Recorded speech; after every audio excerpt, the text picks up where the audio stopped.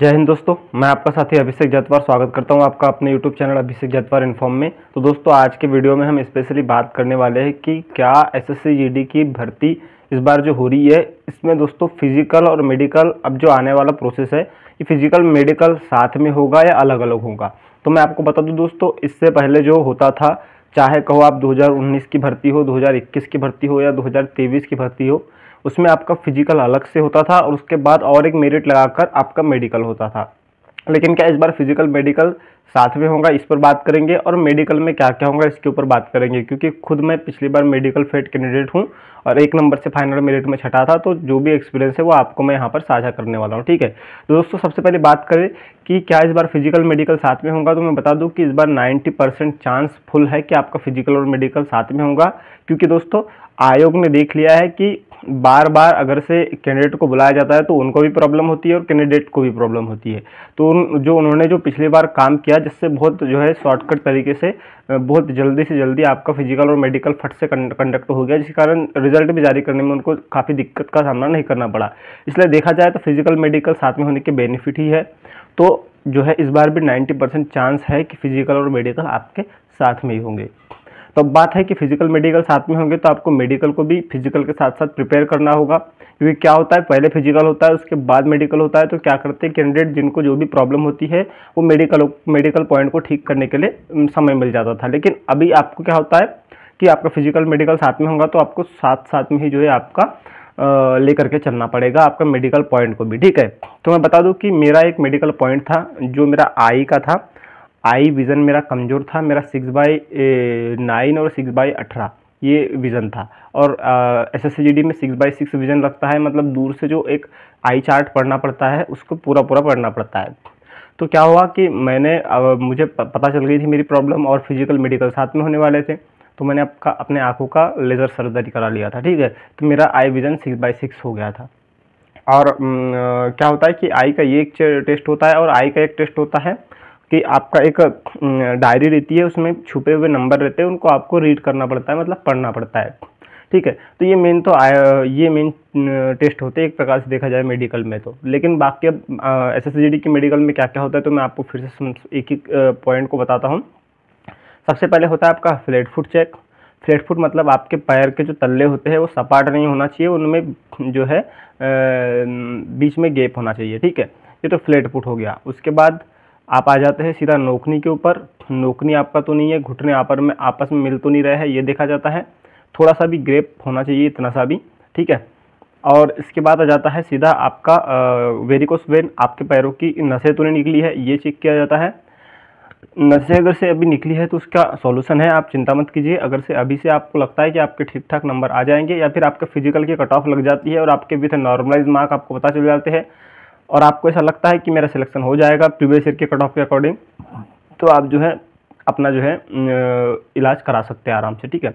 Varicose when हो गया। फिर उसके बाद ऊपर आ जाते हैं, आपकी पूरी प्रॉपर स्किन भी चेक की जाती है, किसी प्रकार का जो है मतलब मेजर दाग तो नहीं है स्किन पर, जो कि आगे चल के आपको ट्रेनिंग करने में दिक्कत पैदा करे। इस प्रकार की चीज़ों को देखा जाता है और कुछ माइनर सी चीज़ें रहती हैं उनको नज़रअंदाज भी कर दिया जाता है। अब बात आ जाती है कि इतना हुआ, उसके बाद आपका प्राइवेट पार्ट चेक किया जाता है। प्राइवेट पार्ट चेक किया जाता है, उसको प्रॉपर आपको क्लीन करके जाना होता है। और प्राइवेट पार्ट में कोई अगर से दिक्कत है तो मेडिकल पॉइंट भी मिलता है। उसके बाद आपका जो है पाइल्स भी चेक किया जाता है कि आपको लेटरिन वगैरह के साथ कहीं खून तो नहीं आता। ये पाइल्स की प्रॉब्लम होती है, आपको झुका करके खांसने बोला जाता है और उसके माध्यम से देखा जाता है कि अगर से आपको कहीं पीछे खून तो नहीं आ रहा है, ये देखा जाता है, ठीक है। पाइल्स की प्रॉब्लम ये हो गई, मतलब जिसको है वो तो समझ में आ ही जाती है और जिसको नहीं है तो वो तो फिट ही होता है, ठीक है। इसके बाद आ जाते हैं ऊपर, आप आ जाते हैं छाती के ऊपर। तो आपका जो चेस्ट होता है, चेस्ट का एक्सरे होता है, आपको एक हॉस्पिटल में ले जाया जाता है, वहाँ चेस्ट एक्सरे मशीन होती है, वहाँ पर चेस्ट का एक्सरे किया जाता है कि कहीं आपने कहीं ऑपरेशन वगैरह तो नहीं किया है कभी, है ना, ये किया जाता है। इसके बाद आपका कैरी एंगल चेक किया जाता है, हाथों का जो देख सकते हैं ऐसा इस प्रकार से चेक किया जाता है कैरी एंगल, कि हाथ टेढ़े मेढ़े तो नहीं है। उसके बाद आपका जो है टोटल कान चेक किए जाते हैं, फूटा तो नहीं कान से मवाद तो नहीं आता। उसके बाद आपकी नाक भी चेक की जाती है।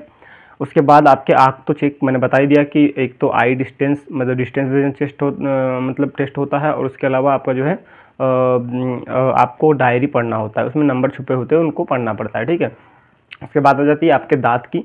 तो दांत को मैं बता दूं, दांत के लिए आपके टोटल 22 पॉइंट होना चाहिए। टोटल दांत के पॉइंट 22 होते हैं, जिसमें से 16 पॉइंट भी अगर से आपके पास है तो आप पास हो जाते हैं।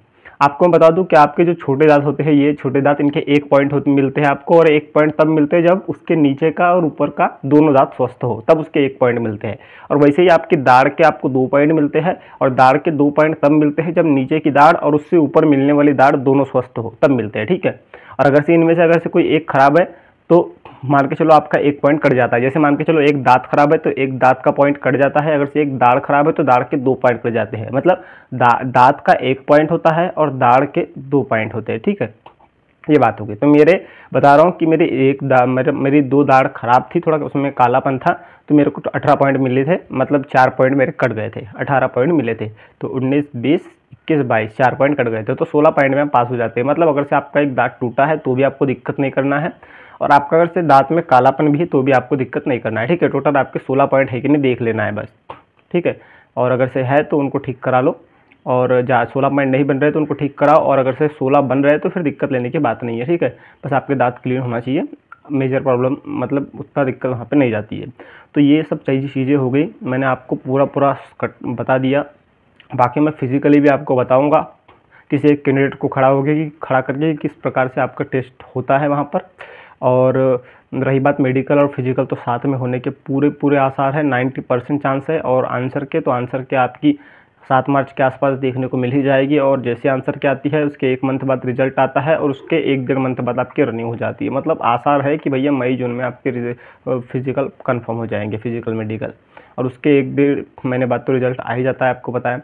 तो यही था वीडियो थोड़ा सा लंबा था इसलिए सॉरी, लेकिन आपको मैं इस वीडियो में बहुत सारी जानकारी दिया हूँ। वीडियो को थोड़ा सा आत्मसात करना और थोड़ा समझने की कोशिश करना, और बाकी जो भी डाउट हो तो बता देना। लेकिन मैं प्रॉपरली एक पॉइंट पर, मेडिकल पॉइंट पर वीडियो लेकर के आऊँगा, तो आप घबराइएगा मत, ठीक है। जय हिंद, जय भारत।